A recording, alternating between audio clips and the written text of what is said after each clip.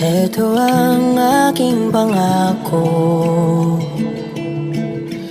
pag-ibig na di maglalaho. To be patient, to be kind and to be true, to love and to be loved by you.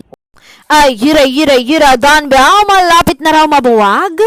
Say nila, Donbell out, Ash dress in. Sabi nila from legit source pa, may pa source pila. Wala talagang relasyon daw ang Donbell off cam. Parang fans lang talaga sila, sweetness nila. May jowa daw itong si Donnie. Ay, my goodness, 2025 na pero wala pala silang resibo. 'Di ba? Nakakatuwa sila, ang lakas ng amats ng mga ito.